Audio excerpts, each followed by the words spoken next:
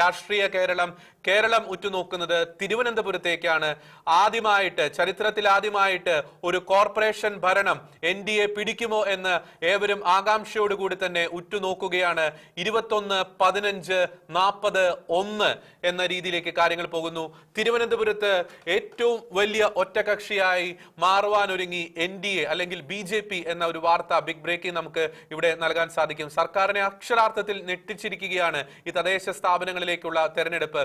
പല ചോദ്യങ്ങൾക്കും ഉത്തരം പറയേണ്ടി വരും അല്ലെ? ശരിക്കും അടുത്തൊരു വരാനിരിക്കുന്ന ഒരു തെരഞ്ഞെടുപ്പിനുള്ള ഒരു വിധിയെഴുത്ത് തന്നെ ഇരിക്കും. അതിനോട് അടുത്ത് അതിനെ ജനങ്ങൾ എങ്ങനെ കാണുന്നുവെന്ന അല്ലെങ്കിൽ ഈ ഒരു തെരഞ്ഞെടുപ്പോടുകൂടി ആ ഒരു അടുത്ത വരുന്ന ഇലക്ഷനെ നമുക്ക് ഏകദേശം ഒരു വിലയിരുത്താൻ സാധിക്കുന്ന തരത്തിലേക്കുള്ള ഒരു നീക്കങ്ങളായിരിക്കും ഈ ഇലക്ഷനിലും നമുക്ക് കാണാൻ സാധിക്കുന്ന. വോട്ടെണ്ണി തീരുന്നതോടുകൂടി അല്ലെങ്കിൽ റിസൾട്ട് വരുന്നതോടുകൂടി ആരൊക്കെ ജയിക്കും ആരൊക്കെ വീഴുമെന്ന് അറിയുന്നതോടുകൂടി നമുക്ക് അടുത്ത ഇലക്ഷൻ എങ്ങനെയായിരിക്കും എന്നുള്ള ഒരു ചിത്രവും കൂടെ നമുക്ക് തെളിയുന്നതായിരിക്കും.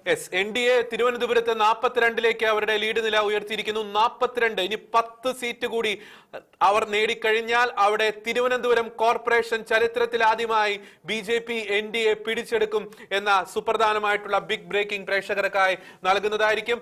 ഇവിടെ 42 സീറ്റ് ഓർക്കുക, 101 സീറ്റാണ്, 101 വാർഡുകളാണ് കോർപ്പറേഷനിൽ തിരുവനന്തപുരം കോർപ്പറേഷനിൽ ഉള്ളത്. ഇനി ഒരു 42 ഒരു 10 സീറ്റ് കൂടി നേടിക്കഴിഞ്ഞാൽ അവിടെ കേവല ഭൂരിപക്ഷത്തിലേക്ക് BJP അല്ലെങ്കിൽ NDA നടന്നെടുക്കും. അതിനാൽ തന്നെ ഒരു ക്ലൈമാക്സ് പോയിന്റിലേക്ക് തിരുവനന്തപുരം നടന്നെടുക്കുകയാണ്. NDA ആദ്യമായി ഒരു കോർപ്പറേഷൻ ഭരണം പിടിച്ചെടുക്കുമോ എന്ന് കാത്തിരിക്കുകയാണ്. 21 ഏകദേശം ഒരു NDAക്ക് ലഭിച്ച സീറ്റിനേക്കാൾ NDAക്ക് ലഭിച്ച സീറ്റിനേക്കാൾ ഒരു പകുതിയോട് അടുത്ത് മാത്രമേ ഇപ്പോൾ അവിടെ LDFനുള്ളൂ.